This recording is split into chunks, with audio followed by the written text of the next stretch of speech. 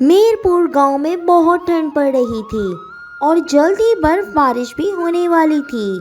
सारे गांव के लोगों के घर कच्चे थे। सारे गांववासी इसी चिंता में थे कि अपने घरों को ठंड से आखिर कैसे बचाएं।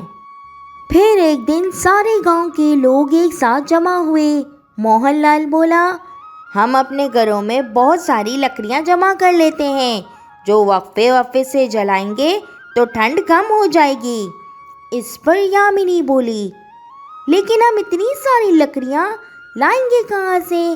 सभी परिवार बहुत गरीब हैं, मान मुश्किल से अपना घर चलाते हैं, लकड़ियां कैसे खरीदेंगे? तब वहाँ बैठे रामू चाचा बोले, इसका एक हल है मेरे पास।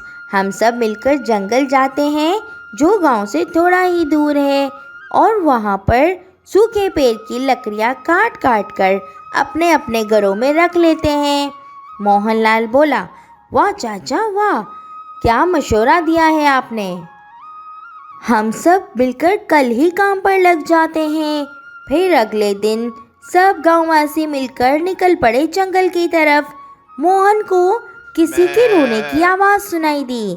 मोहन ने सबको कहा कि शायद कोई रो रहा है, हमें रुककर देखना चाहिए और उसकी मदद करनी चाहिए।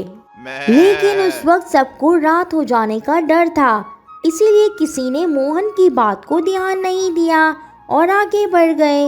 मोहन बहुत दयालु और अच्छे दिल का था। उसने आवाज़ का पीछा किया तो उसे एक बकरा दिखाई देता है जिसके दो पांव जमीन में गड़े हुए होते हैं। मोहन तुरंत अपनी कुल्हाड़ी से गड्ढा करके बकरे को बाहर निकाल लेता है। बकरा बाहर आते ही एक सेंटा बन जाता है। मोहन उसे देखकर चौंक जाता है। सेंटा, आप इस साल में कैसे फंसे? मोहन, जब मैं बच्चों को तोहफे देने जा रहा था तब मुझे एक जादूगर ने बकरा बना दिया और वो सब कीमती तोहफे लेकर भाग गया। तब से मैं ऐसे फंसा हुआ था। मोहन सेंटा से कहता है, सेंटा, अब आप जा सकते हैं बच्चों को तोहफे देने। हाँ मोहन, तुम बहुत दयालु हो। तुम मुझे बताओ, तुम इस वक्त जंगल में क्यों जा रहे हो? तब मोहन अपनी सारी बात बता देता है। तुम्हें कहीं जाने की जरूरत नहीं है मोहन, पीछे एक बर्फ की गुफा है। तुम वहाँ से थोड़ा सा बर्फ लो और एक छोटा सा घर बनाओ। फिर सेंटा मोहन को एक जादुई जल देते हुए कहता है, इस जल में से एक बूंद इस घर के ऊपर डालोगे तो वो घर बहुत बड़ा हो जाएगा और जो अंदर से बहुत गर्म भी होगा। और जब ठंड का मौसम खत्म हो जाएगा तो इस घर में एक लकड़ी मारोगे तो वो घर सीमेंट का बन जाएगा। मोहन बहुत खुश होता है और सेंटा से बाकी गांववासियों की मदद की भी इजाजत लेता है। मोहन दौड़कर बर्फ की गुफा में जाता है।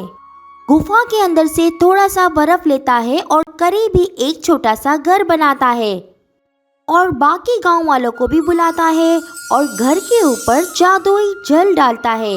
और जैसे ही वो जल डालता है, घर तुरंत बहुत बड़ा हो जाता है।